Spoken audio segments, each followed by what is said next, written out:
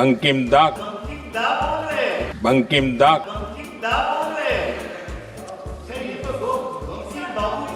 बंकिम बाबू बोले। अच्छा, thank you thank you thank you thank you thank you. Bengal की धरती से निकला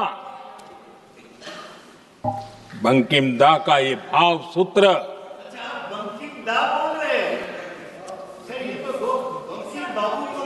बंकिम बाबू बोले। अच्छा, thank you thank you thank you thank you thank you. आपकी भावनाओं के लिए मैं आदर करता हूं। बंकिम बाबू ने थैंक यू दादा, थैंक यू। हाँ, आपको तो दादा कह सकता हूं ना, वरना उसमें भी आपको इतराज हो जाएगा। মাননীয় প্রধানমন্ত্রী তার ভাষণে যেভাবে ঋষি বঙ্কিমচন্দ্র চট্টোপাধ্যায়কে বঙ্কিম দা বললেন, মনে হলো বোধহয় চায়ের আড্ডায় বসে তিনি বঙ্কিমচন্দ্র চট্টোপাধ্যায়ের সঙ্গে আলাপ আলোচনা করছে। বাংলা এটা ভালোভাবে নিচ্ছে না, বাঙালি এটা ভালোভাবে নিচ্ছে না। যেমন বাঙালি ভালোভাবে নিচ্ছে না ঈশ্বরচন্দ্র বিদ্যাসাগরের মূর্তি, মর্মর মূর্তিকে দাঁড়িয়ে থেকে ভেঙে দেওয়া, বা রাজা রামমোহন রায় যার জন্য আজকে আমি এখানে দাঁড়িয়ে আছি, যার জন্য সতীদাহ প্রথা তিনি উঠিয়ে দিয়েছেন, মহিলারা শিক্ষিত হয়েছে। ঈশ্বরচন্দ্র বিদ্যাসাগর এবং রামমোহন রায়ের অপমান বাঙালি মেনে নিচ্ছে না। সেরকম আজকেও এখানে ঋষি বঙ্কিমচন্দ্র চট্টোপাধ্যায়কে দাদা বলে সম্বোধন করাটা বাঙালি কিন্তু মেনে নিচ্ছে না।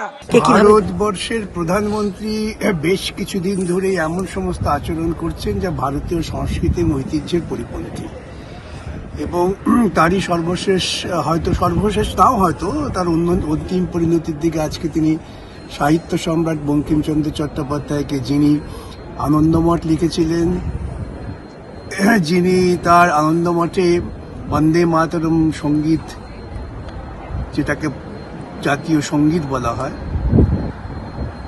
জাতীয় সঙ্গীত বলা হয় না, জাতীয় গান বলা হয়, যাই হোক, তাঁকে তিনি বঙ্কিমদা বলে সম্বোধন করছেন। তিনি কি মনে করেন যে ভারতবর্ষের যারা প্রথিতযশা মানুষ ছিলেন, যারা ভারতবর্ষকে সম্মানে উচ্চ পর্যায়ে নিয়ে গেছেন, তাদের সঙ্গে তিনি নিজেকে সমপর্যায়ে রাখতে চান?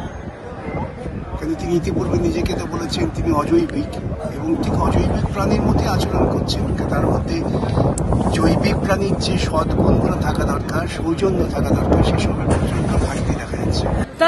তারা ভেবেছেন বাঙালি হতে হবে, তো এখন 26-এ ভোট আসছে, আগেরবার রবীন্দ্রনাথ হয়েছিলেন, এবার বঙ্কিমবাবু হবেন। তো সেই জন্য ওরা জানেন যে বাংলায় বোধহয় সবাইকে দাদা দিদি বলাটাই বোধহয় দোস্ত।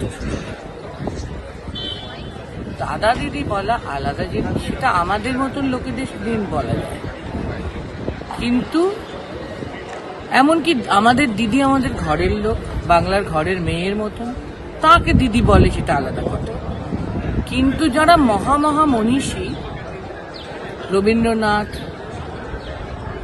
গান্ধীজি, নজরুল ইসলাম, বঙ্কিমচন্দ্র চট্টোপাধ্যায়, রামমোহন, বিদ্যাসাগর, বিবেকানন্দ, বল্লভভাই প্যাটেল, সর্বপল্লী রাধাকৃষ্ণ, যারা মহা মনীষী, তাদেরকে কি দাদা দিদি বলা যায়? বন্দে মাতরমের উপর বিতর্কে আলোচনায় অংশগ্রহণ করতে গিয়ে প্রধানমন্ত্রী 3 বার বঙ্কিমচন্দ্রকে বঙ্কিম দা বলেছেন। তারপর আমি বাধ্য হলাম আপত্তি করতে এবং বলতুম যে বঙ্কিমচন্দ্রের মতো লোককে দাদা বলে না, বাবু বলে, ঋষি বঙ্কিম বলে। উনি তখন বুঝতে পারলেন যে খুব ভুল হয়েছে এবং পরে আমায় থ্যাংক ইউ বললেন, কিন্তু যা ক্ষতি সেটা হয়ে গিয়েছে। রেকর্ডে ঠেকে গেল পার্লামেন্টের প্রসিডিংয়ে যে প্রধানমন্ত্রী এটাও জানেন না যে কিভাবে একজন বাঙালি মানুষকে উদ্দেশ্য করে বলতে হয়। তৃণমূল কংগ্রেসের গর্ভ থেকে জন্ম নিয়েছে, যে কংগ্রেস বন্দে মাতরমকে খণ্ডিত করেছে। অসহায় সুভাষচন্দ্র বসু রমানন্দ চট্টোপাধ্যায়কে চিঠি লিখেছিলেন, বলেছিলেন আমি একমাত্র বাঙালি, আমি পারছি না, আপনি একটু দয়া করে রবি ঠাকুরকে বলুন অন্য নেতৃবৃন্দদের কনভিন্স করার জন্য। তারা শুধু বন্দে মাতরমকে খণ্ডিত করেই শান্ত হননি, তারা সুভাষ বসুর দল থেকে তাড়িয়েছিলেন।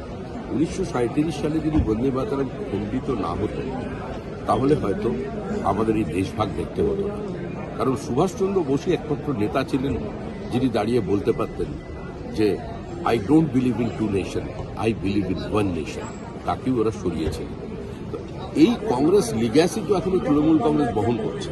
তৃণমূলের পাশ থেকে কংগ্রেস শব্দটাকে সরিয়ে দিতে পারেনি। তাদের কি কোনো নৈতিক বা রাজনৈতিক অধিকার আছে? বাঙালি, বঙ্কিমচন্দ্র, সুভাষ বোস, রবীন্দ্রনাথ